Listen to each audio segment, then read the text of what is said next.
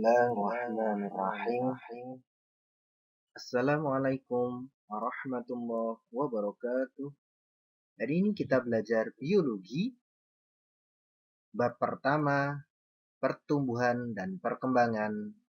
Pertemuan kedua.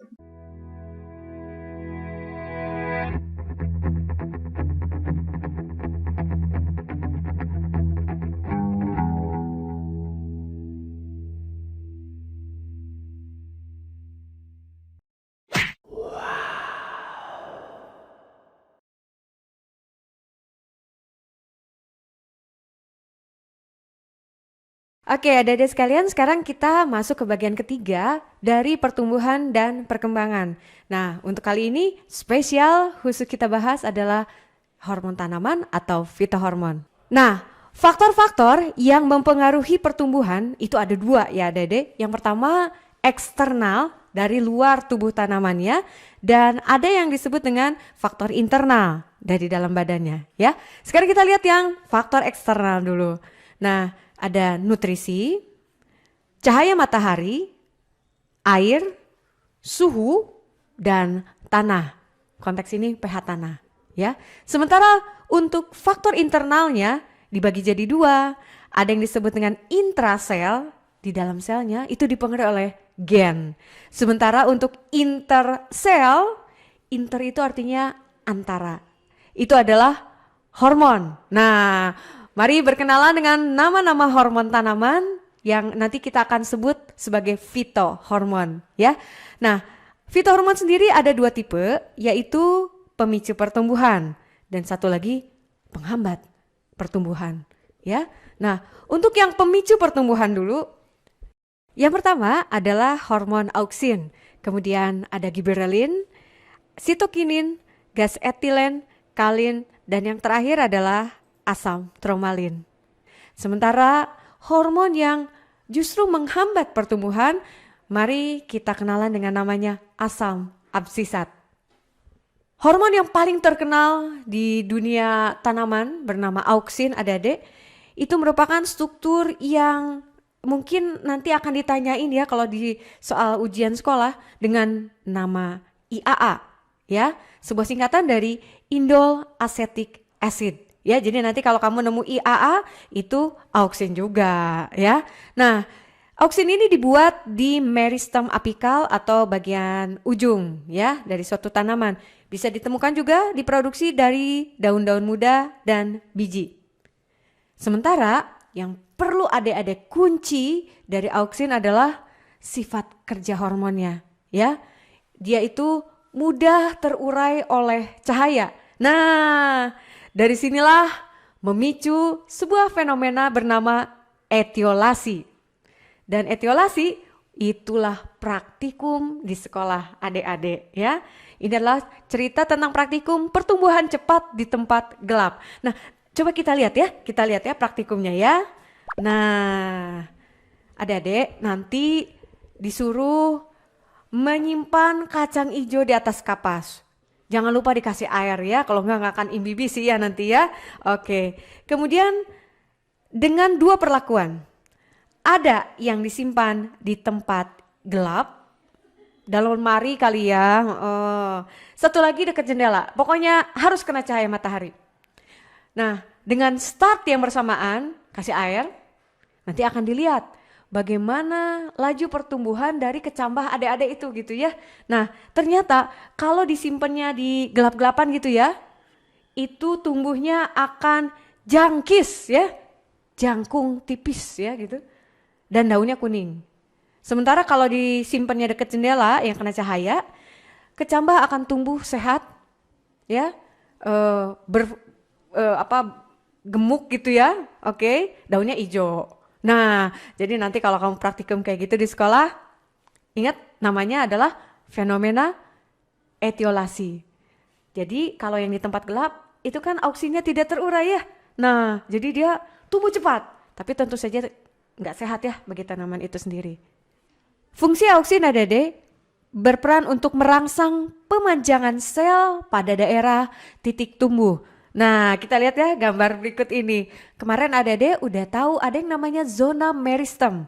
Nah, meristem zona aktif membelah, itu kerjanya selnya bertambah itu oleh hormon auksin ya, sehingga bisa memanjang untuk zona di belakangnya yang disebut dengan zona elongasi ya, dan ditutup nanti begitu ada bulu-bulu akar gitu ya. Nah, itu disebut dengan zona diferensiasi. Fungsi auksin yang lain adalah untuk merangsang pembentukan akar. Nah, dan untuk fungsi yang satu ini sering keluar di soal ujian ya. Adik-adik harus mengenal istilah partenokarpi, yaitu pembentukan buah tanpa biji ya. Nah, Anda bisa lihat nanti dengan tanaman buah pisang. Nah, kemudian fungsi yang lain adalah berperan dalam dominansi apikal. Adik-adik, dominansi apikal inilah yang akan menjawab kenapa kalau pohon teh daunnya diambilin terus kok nggak gundul ya. Nah gitu. Kita lihat ya, nih ada pohon teh nih ya.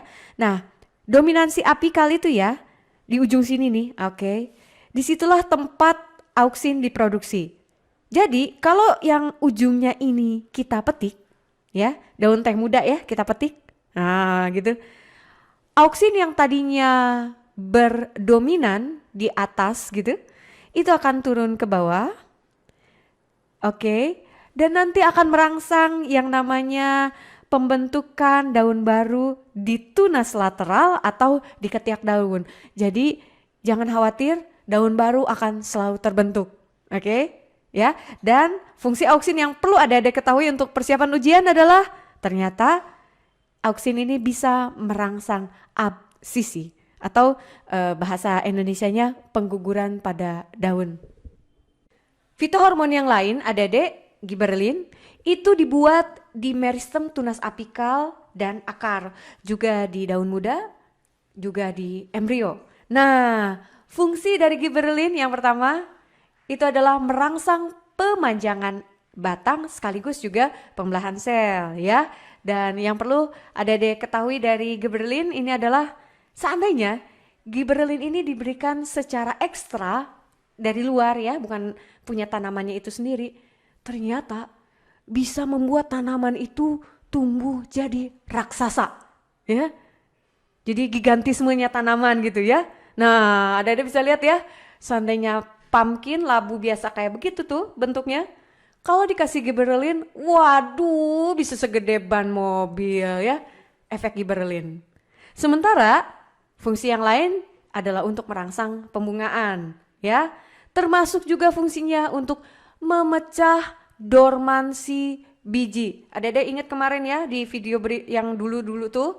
Nah, ketika biji dapat air ya, kemasukan air, giberelinnya beraksi ya. Oke. Nah, satu lagi yang perlu ada kunci untuk ujian, hati-hati. Hati-hati ya. Fungsi dari giberelin juga membentuk buah tanpa biji, tapi namanya beda. Kalau auksin itu adalah partenokarpi, tapi produk buah tanpa biji versi giberelin itu disebut dengan stenomokarpi. Bedanya apa? Bedanya begini.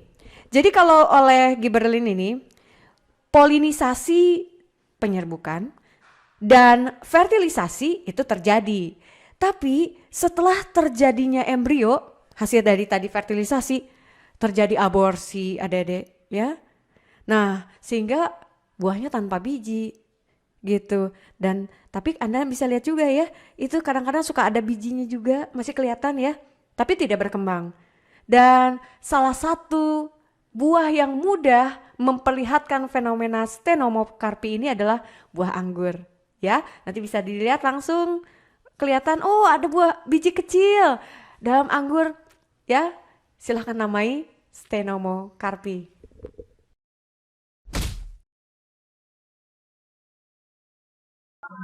Yes.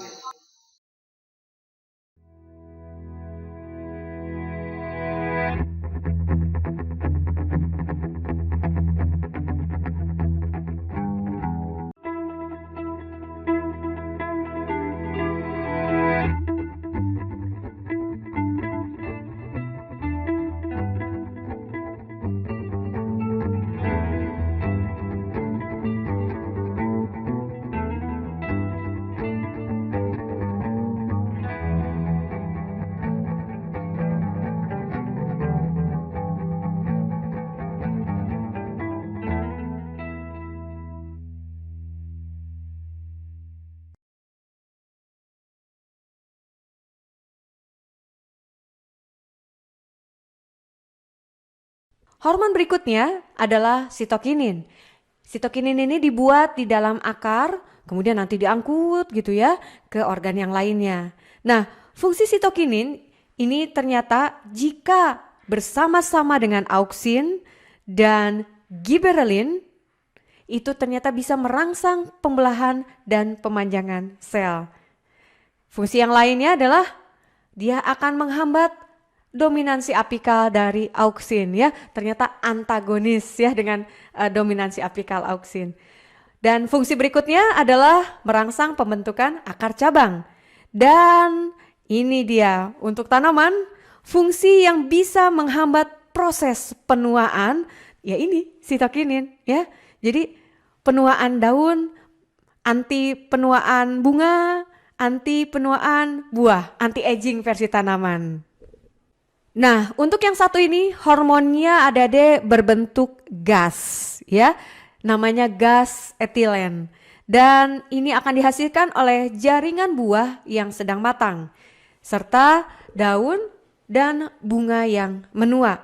Nah, adik-adik, fungsi dari hormon gas etilen ini secara singkatnya adalah mempercepat pematangan buah. Nah, itulah pertanyaan yang tadi di awal.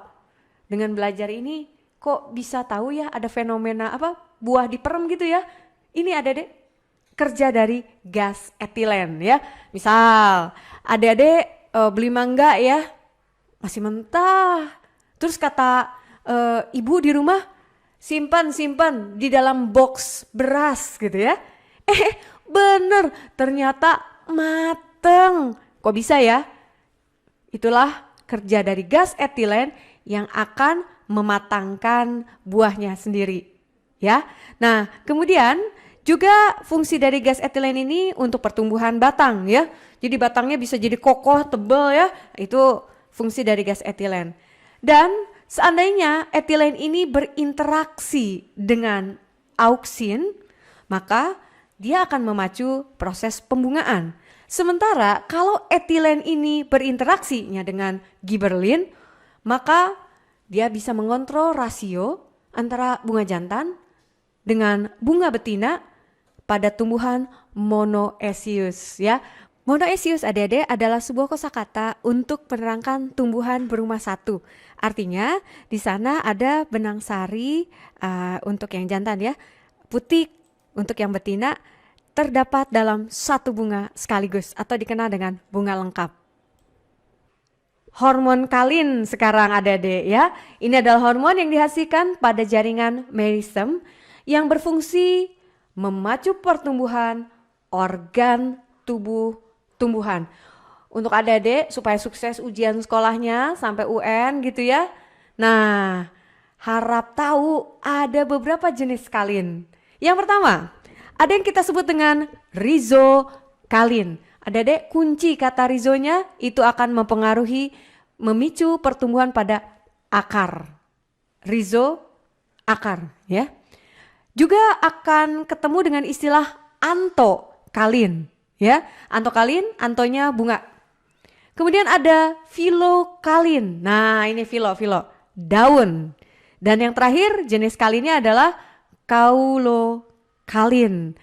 Ini kayu ya, batang ya. Oke.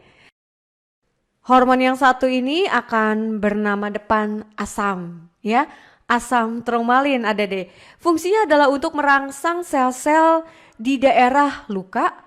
Jadi bersifat meristematik ya selnya gitu, sehingga lukanya nanti akan menutup. Nah, ada deh bisa ingat aja kata kuncinya ya, trauma gitu ya. Nah, itu luka gitu.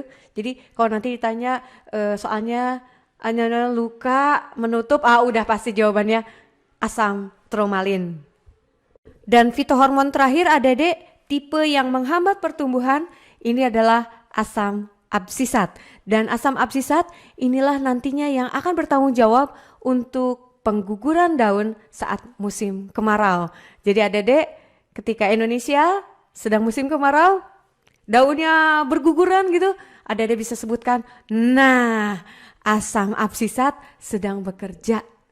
Oke, demikianlah adik-adik paket pertumbuhan dan perkembangan dari kelas 12 IPA Sampai jumpa di paket berikutnya.